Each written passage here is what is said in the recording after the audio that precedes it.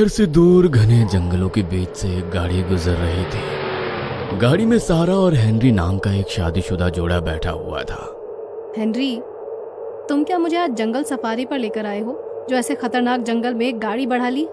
अच्छे खासे हाईवे से जा रहे थे हम लोग। अरे नहीं, ये जंगल सफारी नहीं, शॉर्टकट है। अभी मेन रोड से जाते ना तो मैसूर पहुंचते पहुंचते 4 घंटे लग जाते। मैप पर पूरा रोड हैवी ट्रैफिक शो कर रहा है। सारा अपने चारों ओर फैले जंगल को देख थोड़ी घबराई हुई थी। वही हेनरी तेज स्पीड में गाड़ी भगाकर जल्दी से जल्दी ये जंगल पार कर लेना चाहता था। अचानक उनकी गाड़ी हिचकोले खाने लगती है और देखते ही देखते बंद पड़ जाती है। हेनरी, ये क्या हो रहा है हमारी गाड़ी को? प्लीज ये मत कहना कि गाड़ी खराब हो गई है। गाड़ी में पेट्रोल तो है ना?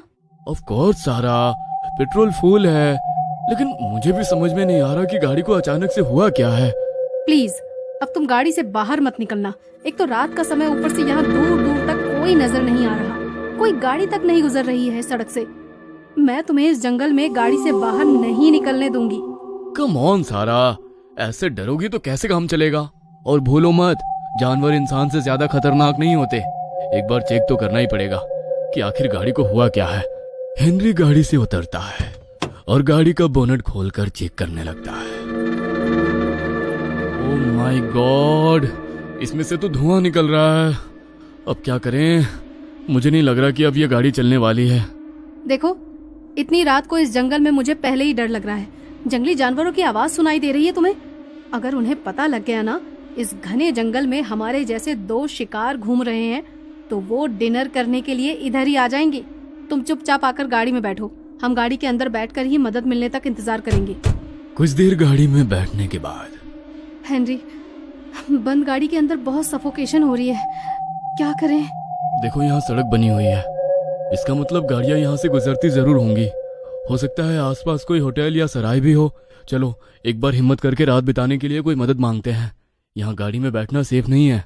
घबराते हुए सारा और हेनरी जंगल में थोड़ा आगे बढ़ने लगते हैं। वो देखो, उधर से लाइट दिखाई दे रही है, जरूर वहाँ कोई कॉटेज होगा। चलो, उधर हमें हेल्प जरूर मिलेगी। रोशनी की डायरेक्शन में आगे बढ़ते हुए सारा और हेनरी एक पुरानी सी हवेली के सामने पहुंच जाते हैं। हेनरी, इतने घने जंगल के बीच में ये हवेली किसकी होगी? कौन रहता होगा यहाँ? अरे यार, किसी की तो होगी ही ना। होगा कोई जिसे शहर से दूर शांति में रहना पसंद हो। तुम छोड़ो ना ये सब। हेनरी उस बड़ी सी हवेली का दरवाजा खटखटाता है। कुछ ही पलों में वो पुराना और जंग लगा दरवाजा तेज आवाज के साथ खुलता है और अपने सामने उन्हें हाथ में छड़ी पकड़े हुए एक बूढ़ी औरत नजर आती है। बूढ़ी महिला काफी उम्र दराज नजर आ रही थी। उसका चेहरा सफेद और झुर्रीदार नजर आ रहा था। सारा और हेनरी को देखकर वो बूढ़ी महिला मुस्कुराने लगती है। आओ आओ बच्चों, स्वागत है तुम्हारा। साधारण से सुनाई देने वाले ये शब्द उस बुढ़िया के मुंह से सुनकर ना जाने क्यों सारा को कुछ अजीब सा महसूस हुआ। अब हम लोग यहीं जंगल वाली सड़क से गुजर रहे थे, अचानक हमारी मुझे पता है तुम्हारी गाड़ी खराब हो गई है। तुम्हें रात बिताने के लिए जगह चाहिए, इसीलिए मेरे बंगले में चले आए, यही ना? अरे भाई, ऐसे आंखें फाड़कर हैरानी से क्या देख रहे हो? अब इस सुनसान जंगल में पिकनिक मनाने तो कोई आता नहीं। गाड़ी ही खराब हुई होगी, इसीलिए आए होंगे। चलो अब ज्यादा सोचो मत, आओ मेरे साथ। बूढ़ी उन्हें लेकर बड़े से बंगले के गलियारे से गुजरने लगती है। हेनरी, तुम्हें ये सब कुछ अजीब नहीं लग रहा? इस सुनसान जंगल में अचानक से हमें ये बंगला मिल गया और फिर इन्होंने हमें बिना कुछ भी पूछे अपने घर में रुकने की परमिशन भी दे दी। सारा, तुम क्यों सब कुछ कॉम्प्लिकेटेड करने पर तुली हुई हो? अरे आज रात की बात है, माना कि ये थोड़ी अजीब है, लेकिन अब घने जंगल के बीच में 5 स्टार होटल की फैसिलिटी तो नहीं मिलेगी ना। इस बंगले में रहेंगे तो कम से कम जंगली जानवरों का खतरा तो नहीं रहेगा। अब आपका बंगला तो बहुत बड़ा है और बहुत पुराना भी नजर आता है। इतने बड़े बंगले में आप अकेली रहती हैं? आपकी फैमिली में और कौन कौन है? अकेली? अकेली नहीं हूँ मैं। थोड़ी देर में पता चल जाएगा तुम्हें कि यहाँ और कौन कौन रहता है। इतनी भी क्या जल्दी है? आप हमें हमारा रूम दिखा दीजिए प्लीज। काफी रात हो गई है और सुबह हमें जल्दी ही निकलना होगा। हाँ हाँ, क्यों नहीं। ये लो, यही है तुम्हारा कमरा। कमरे में पहुंचकर सारा और हेनरी की थोड़ी सांस में सांस आ गई थी। जल्दी से सो जाते हैं, सुबह जल्दी उठकर यहाँ से बाहर निकलते हैं। मुझे ये जगह कुछ ठीक नहीं लगी। ये बुढ़ी कुछ ज्यादा ही मिस्टीरियस नहीं लगी तुम्हें? बात कम करती है और डराती ज्यादा है। अरे छोड़ो ना उनको, तुम चेक करो तुम्हारे मोबाइल में नेटवर्क आया क्या? पता नहीं ऐसा क्या है यहाँ कि मोबाइल में नेटवर्क ही नहीं है। पता नहीं क्या हो रहा है हमारे साथ। हेनरी और सारा अपने कमरे में लेट जाते हैं।